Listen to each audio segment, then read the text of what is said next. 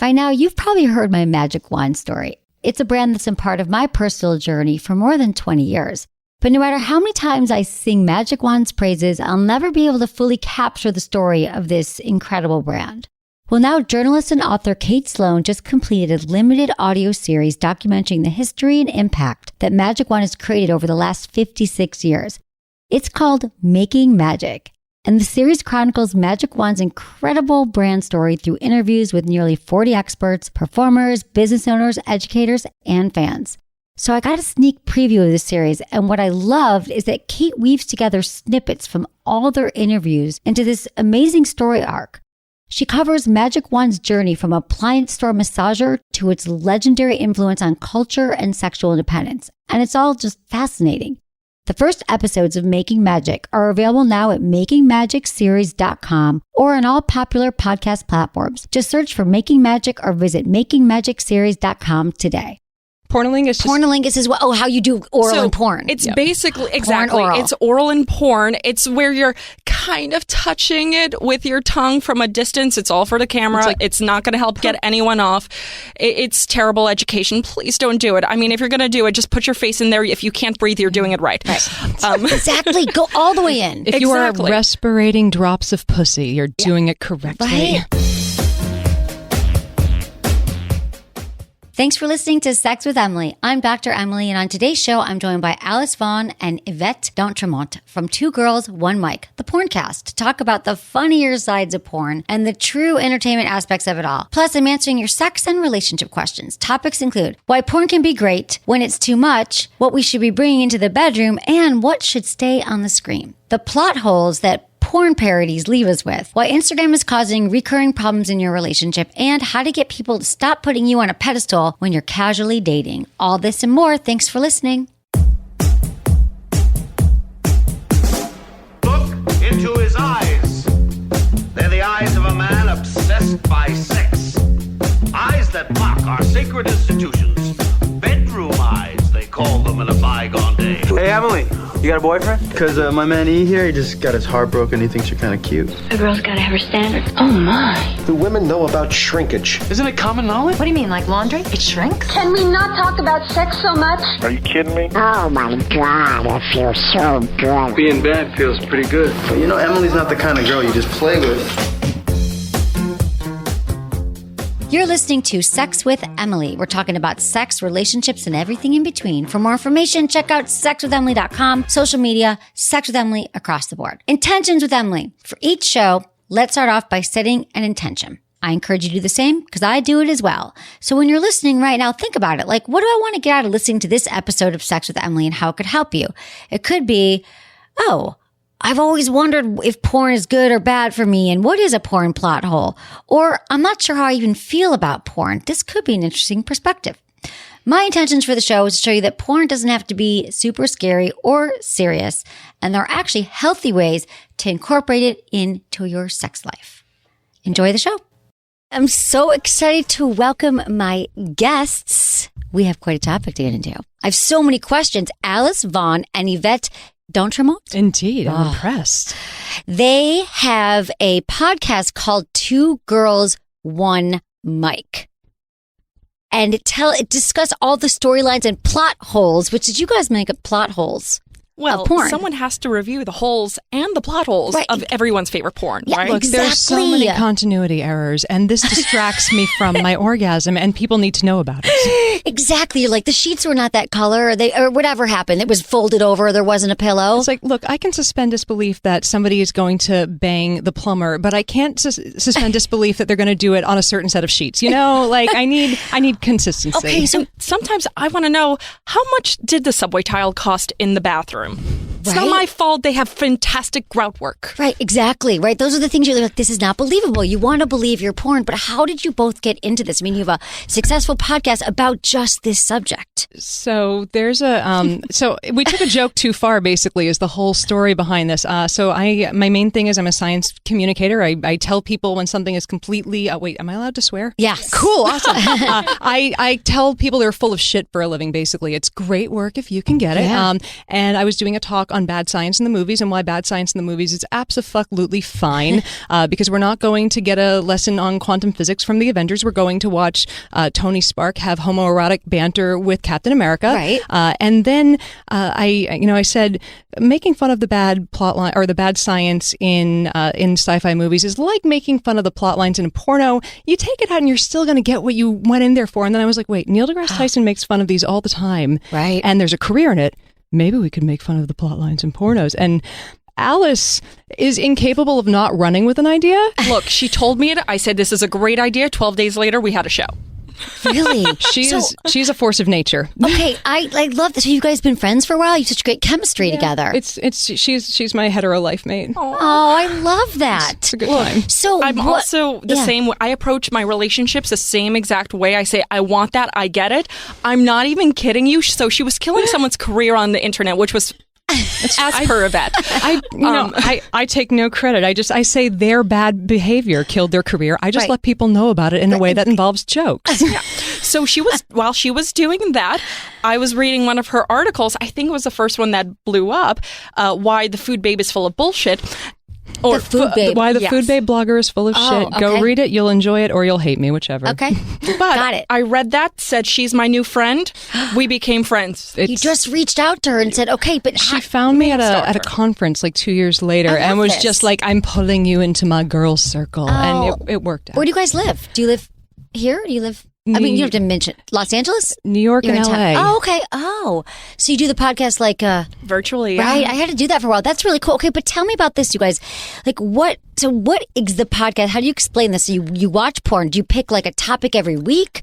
Like, about porn? So give us an example, because people like a plot hole. So like, what? there are a few different formats that we use depending on who we're interviewing. And sometimes we'll have either a comedian or a porn star on, and they will review a porn with us. And then sometimes we'll have someone from the industry, someone who's in porn, someone who's from behind the scenes, and we'll just interview them. So there are a couple different ways we go with it. But the main thing that we love doing is taking a porn that we love, a parody porn, and having fun comparing it to the original and finding little things that we can just porn, like. Exactly. I mean, part of this was Alice and I are the type of people who will see something in a porn that distracts us because it's funny, and we'll say it, and our at least with me, my partner would be like, "Baby, the mood." Right. You know?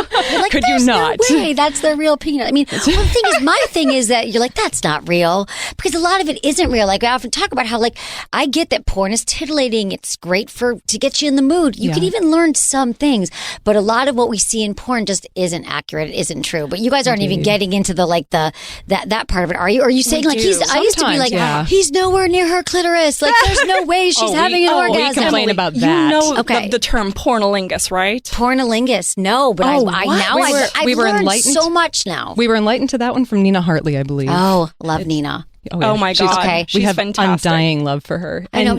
Pornolingus is what? Oh, how you do oral and porn. It's basically exactly. Oral. It's oral and porn. It's where you're kind of touching it with your tongue from a distance. It's all for the camera. It's not going to help get anyone off.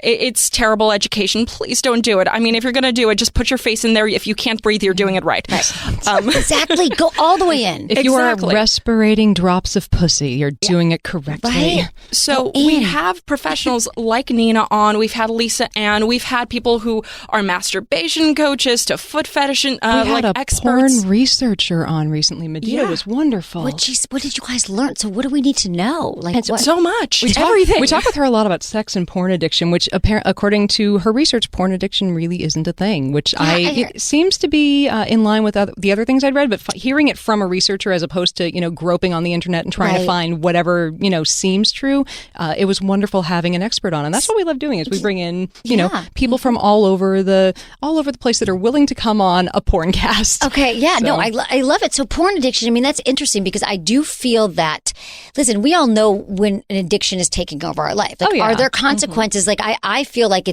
I don't have to say it's an addiction, but if people are watching so much porn and then they can no longer get it up with their partner, can't maintain erections or have orgasms or whatever it is, and they can't even when they're with a real human, they're just in their head fantasizing. and it becomes problematic, then maybe you scale back on the porn, but I'm not here to throw labels on it. That said, you're never going to watch enough porn where you can't pay the rent. So, as most addictions. Most addictions, but couldn't you? What if you are so addicted that you can't get to work in the morning? Or, I don't know, and there all was, night watching porn. So I worked, I briefly, I'm not proud of this, but I briefly worked for the United States government. But so did I. There was one guy at the office who they just knew as Porno Bob. And I guess he'd been fired before I worked there because indeed there were just always like cam girls up on his screen. And I'm like, how? Then they're like, yeah, it took a while to get, I'm like, it took a while? With really? Government. They're like, well, he was to get a stamp, right? Like, oh yeah, I had to do studies about studies. It was insane. Yeah. But it was, like I would call that like, if not addictive behavior, like that is kind of, even if porn is not an addiction, you can exhibit those kinds of behaviors that are definitely harming your life. So I don't know if it is a chemical addiction or not, but yeah, you can abuse anything that you find that gives you pleasure that you can't let go of. Right. Yeah, absolutely. So tell me what you've learned about porn. Like you've really gone down a deep dive. You've been doing the podcast for a year and a half. So like, I haven't watched that much porn. Like, what's new? What's exciting? What do we need to know? The biggest eye-opener to me is that the women are coming more than I expected. For real in porn, they're coming. I hear they're not. See, for me, I heard, I got out of it that it's way less. I expected that they were all fake. So when I found out that finding out that Manuel Ferreira's dick is apparently the orgasm bringer, that was enlightening. Oh, really? That made me happy. Well, when he and Caden Cross get together, angels sing. Jesus hugs a kitten. Yeah. Okay, wait, you guys, I'm talking to Alice and Yvette from the Two Girls, One Mic podcast. You can also find the information to their podcast and their social media on our website. If you go to sexwithemily.com, sexwithemily.com, everything we talk about on the show is available in the show notes at the top of the page. What about mainstream porn and ethically made porn? What do you think about that difference? Because I'm always like, well, some people was like, oh, I went into Pornhub and it was so disturbing. Like, I want to find porn that feels good to me. So what have you guys found? So people always ask us, well, where can I find ethical porn? Well, here's the thing. People aren't forced into porn. So what I mean by that is you'll have people who, here's the thing when it comes to LA. Just like in any other gig in show business, there's not going to be a lot of spots open. So, you know what? If someone's being cast for a specific porn, they have to be able to do the job. And if you don't want to be there, it's going to show. And if you can't do the job, there's going to be someone else, an gal or guy who's lined up to do that instead. Yeah. So I ask people, hey, Alice, where can I find ethically made porn? Well, if it's film, chances are, something professionally made, it's ethically made. The actors are going to be treated well on set. I mean, nowadays, you can't get away, especially with social media, everybody talking to each other. You can't really get away with abusing your co-stars or, being a jerk on set. You're just not going to get hired again. Yeah, and the other thing we tell people is if you want to make sure that this is ethically sourced, that the person who is in it was treated well, enjoy what they're doing, wants to be there, go check out, find someone whose work you enjoy, go to their OnlyFans.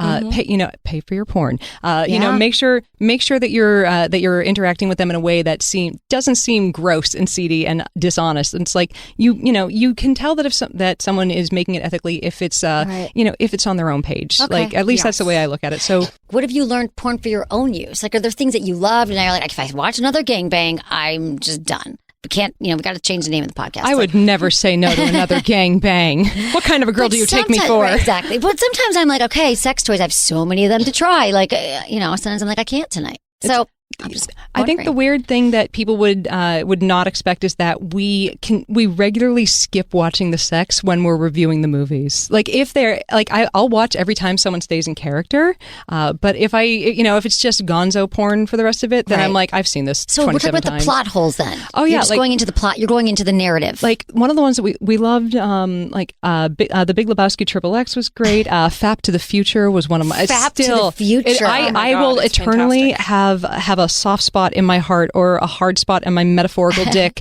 for Michael Vegas because of that. It was like half plot and then half, like, it wasn't just sex. They were making love. It was a good, like, it was a good there was porn. Making out and slowly taking off clothing, and then there was banging the shit out of each other, but still, like, it was a hysterically scripted thing, and then there was good sex. Like, that's exactly what I want in something we review. So it's like I actually watched and was entertained by all of it, and that's what we look for. Do you both agree on what's good sex, though? Because I think that's so subjective. It really is subjective. Yeah. We find that a lot of people, not only us, but a lot of people are and studios are realizing this as well. They're hiring actors who have more chemistry, who are more into each other, where it's more natural.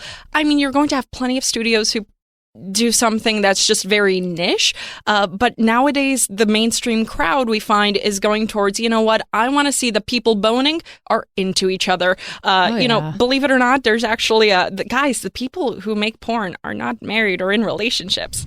They probably have not held hands prior to that day. Right, exactly.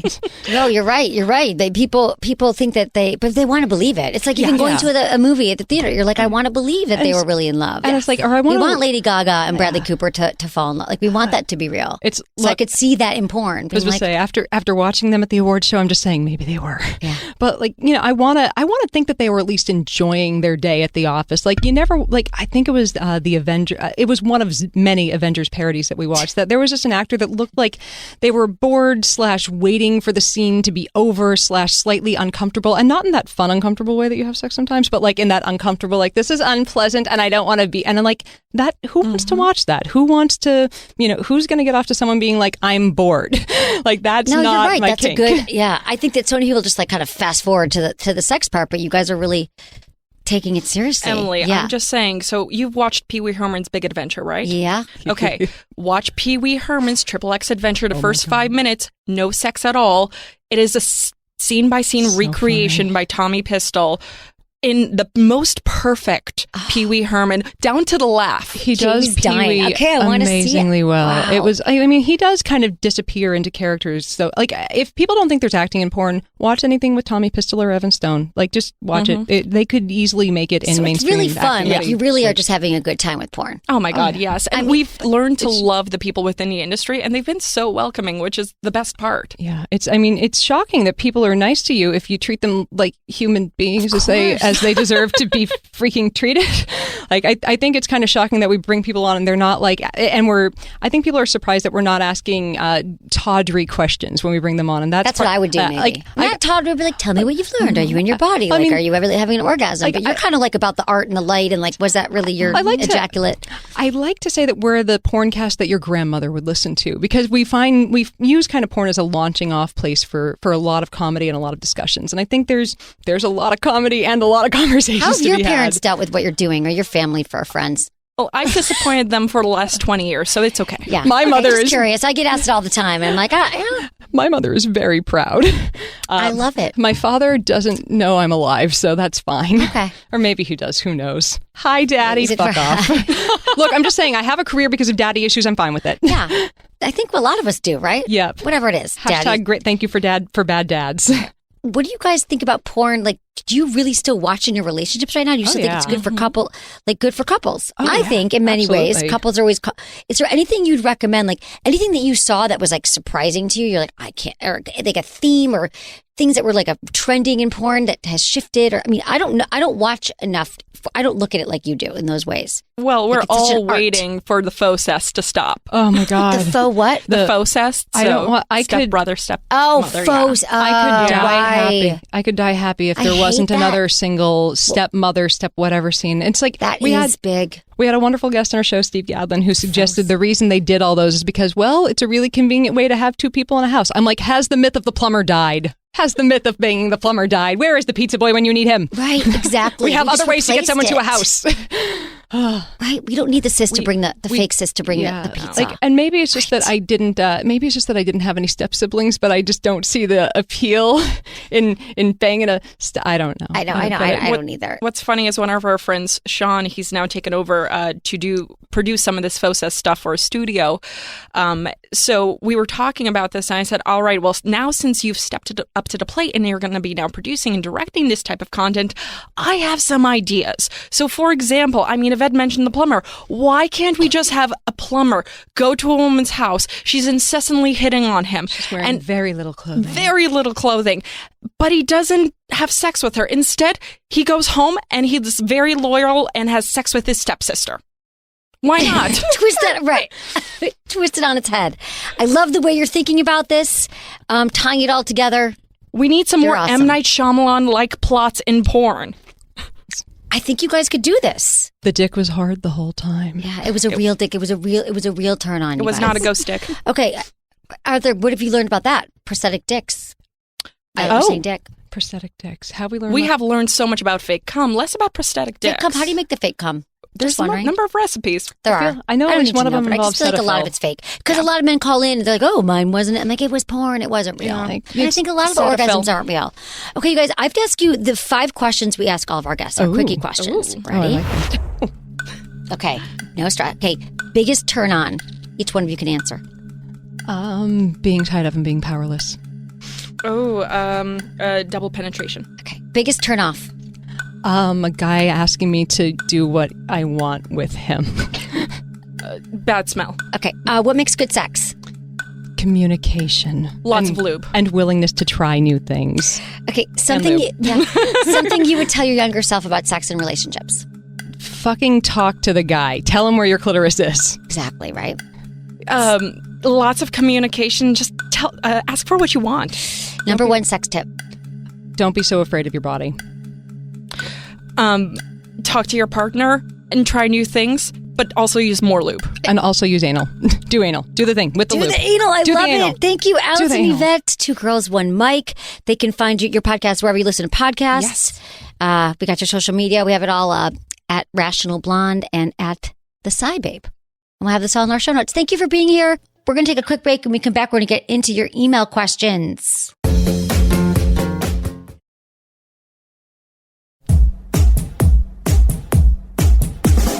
All right, guys, I love answering your questions. That's why I'm here on the planet. So if you want a question answered on the show, go to sexwithemily.com, click Ask Emily tab, fill out the form, or email us feedback@sexwithemily.com. But always, always, always include your name, your age, where you live, and how you listen to the show.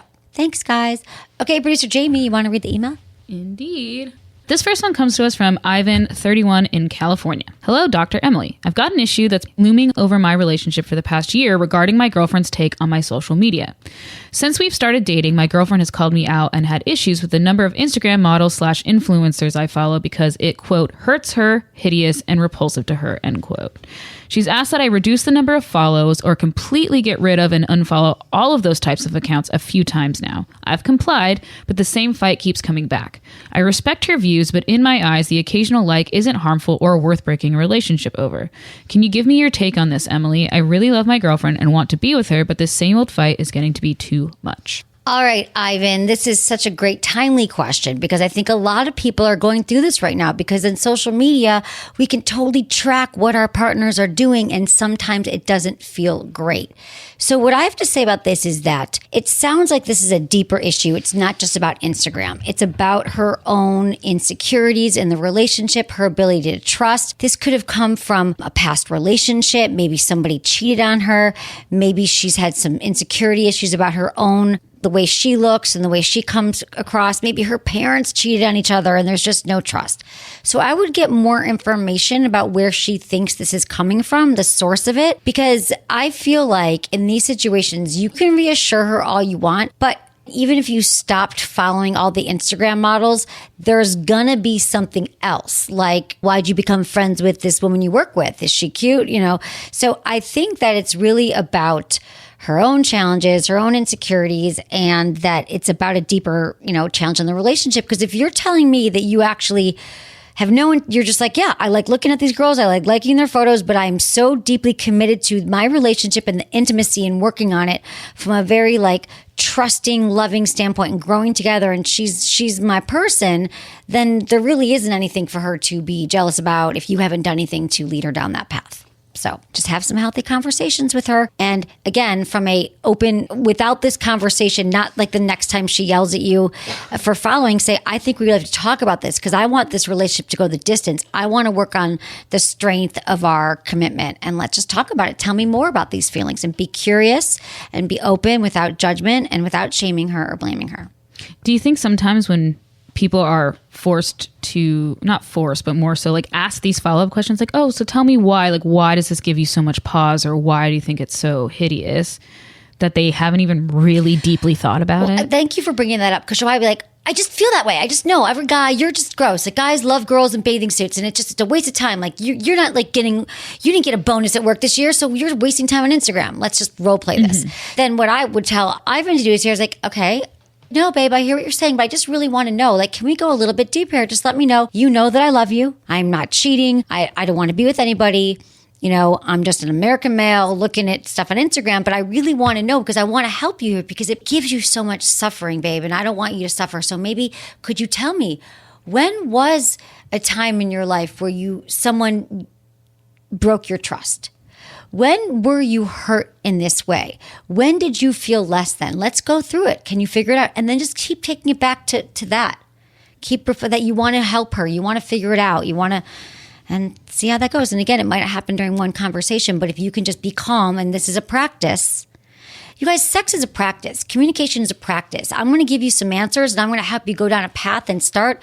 But it's really going back to your center and saying, all right, I'm going to have to be calm. I just lost my shit here. I yelled back at her. And then you can take it back, take a few deep breaths and say, I'm sorry. Let me just listen. I really want to hear more about this, and then help her get there. Because you're right. A lot of people probably haven't thought about it before. But this is the work we have to do. When something is triggering us, investigate.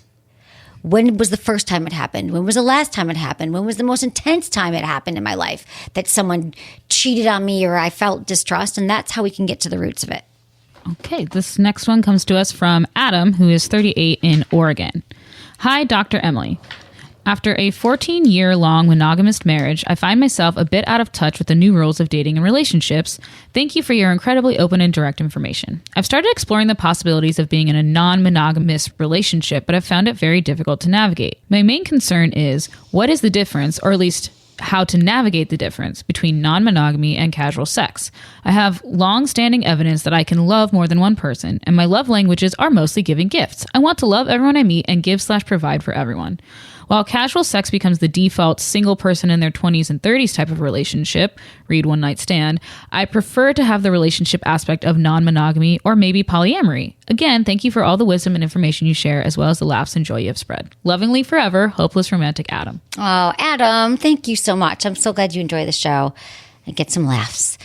Okay, so this is such a great timely question as well, because listen, times they are changing, and you were in a long monogamous relationship and now you're like meeting people and realizing like, I don't want to just have casual sex. I actually want to see these people again, and several people. And I think a lot of us, many people can actually love many people or have relationships with many people, but it's not for everybody. So in order to like kind of, let me walk this through with you, because I think that you get to decide, you get to make your own rules, but typically non-monogamy is sort of the umbrella term. And that's when you are, committed to somebody, but you have an understanding that you are both sleeping with other people or date other people, but you're not going to commit to that. Maybe that includes like we're swinging, or we're,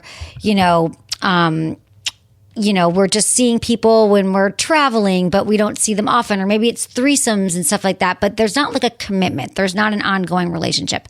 Polyamory, polyamory has a lot of different facets to it, but typically you do have a primary partner in polyamory, and maybe you live with them, or maybe they're just the one person that is your go-to. And then you have other partners that you also see that you might have commitments to, but it's like, I see them once a month.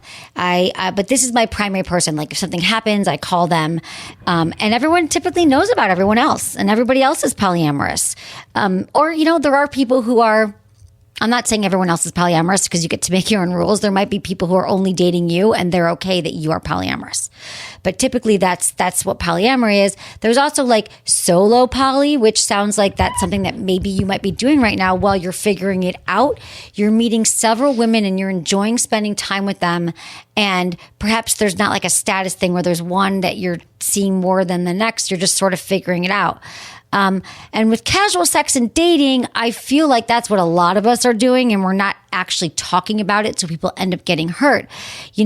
With casual sex and dating, you're not really committed to anybody. But I believe that we should all be open and upfront that we are dating more than one person and actually sleeping with more than one person. And I think the more we all do that, the more we'll be equipped to deal with these kind of situations, because I think that we should never assume that if we've gone on a date or 3 dates with somebody that they're not dating other people. I assume they are. Like, why would you have just met me and we've been out twice and you're not dating or sleeping with other people? And then I think that's when you can have a conversation and say, so what are you looking for? Here's where I'm at right now. Right now, I'm looking to spend time with people a few times a week, once a week, and having a sexual relationship. I practice safe sex, but I'm not looking for monogamy right now. This is what I'm about. What are you about? And yeah, there might be some people who can't take that, and that's not in their constitution. And that's okay. But I think then you're more likely to have relationships that can be more nourishing and be kind of more what you're looking for. So I think if you're honest and you state what you're looking for, you'll find people that are okay with it. You'll be surprised to find that people are okay with it. And honesty, I think, is the best policy here. We're always so scared to be so honest when people are like, the main thing people get mad at is just the lying. Exactly. People are mostly okay with what we tell them. And the people who aren't your people, because listen, Adam, you know yourself. You were married for 14 years. You're a 38-year-old man. You know that you can love many. That's not for everybody. And in fact, the people who can't are the people who are only monogamous might say things and think you're wrong. But, we all get to decide. So the fact that you know yourself means that you're not willing to, give up on what you know that you need. So you just got to be honest and fight for it. Okay, this next one and last one comes from Emily, 21 in Ontario. Hi, Dr. Emily. I've been in a few relationships, and I found that guys fall for me a lot quicker than I do for them. A little too quickly, actually. I think what's happening is that they're mistaking their infatuation with feelings of love. Because of this, they put me on a pedestal very early on in our relationship. It's frustrating because as a human, I'm very flawed. So after that initial wave of infatuation, I can do nothing but disappoint them. What are your thoughts on this? Is it common for men to fall for, or think they're falling for, someone a lot quicker than women? What can I do to make sure this doesn't happen in future relationships? Okay, Emily, this is a great question. And when I read it, I thought about you. I feel like I was you at 21, Emily. I was a 21-year-old Emily in this very position. And I feel like many men would always fall for me. And I felt that I was never able to return their love and their infatuation. And there was many of them. And I remember saying to my friends, and even to the guys sometimes, I wish I could return what you're feeling, but I just don't feel that yet. But I like that you're very sure of yourself and you're probably intriguing to them. And the fact that, you don't fall for them could also be what's appealing. And so I feel like that the key thing here is this common? I don't know if this is common for everyone, but it sounds like whatever you're bringing out there, you're very alluring and smart. And maybe you're saying, I don't want a relationship, or I'm just kind of figuring myself out right now. That could be very appealing. I was a very independent 21-year-old. My agenda was about succeeding in the world and making a change and making difference. And when I dated guys, I was like, yeah, this is fun, but I'm not looking for anything serious. And maybe they're not. I don't know if that's how you're presenting, but that could be part of it. But all I can tell you, if I could go back right now and I had the skills that I had, I would just be more direct and let them know that you want to move slowly in relationships and that you're not ready to jump into anything. So, but what I want to say here is I want to go back to something, because you said after that initial wave of infatuation, I can do nothing but disappoint them. So what I'm hearing here is that you're saying I'm frustrating because as a human, I'm very flawed. We are all flawed. Everybody is flawed. So I think what you're saying is maybe they're falling in love with you because you're exciting and you're beautiful and you're all these things, and they don't see your deep, dark, however you perceive as flawed. And so I understand that as well, because I still, we all feel flawed. So maybe there's a part of you that still has to work on loving yourself and feeling like because like I said, we are all flawed, but what kind of work do you need to do to feel that you are worthy of love and that you are worthy of all this, attention from men and stuff like that, and that you're in a place where you actually want to return it. And you're 21 years old, so this is still a journey. So either take a break from dating right now or let the guys know that you're dating, that you're actually not looking for anything serious. I've found that the more vulnerable I am and I lay out, not right away, but if I feel there's room for it, I'll say, this is what I'm struggling with and this is who I am. And so you don't feel like there's a duality, like they're just falling in love with the superficial Emily and they don't really know who I am in my core. And I think that's how you really get to know people. And you get to, but then sometimes guys, Jamie, they fall in love with your vulnerabilities too.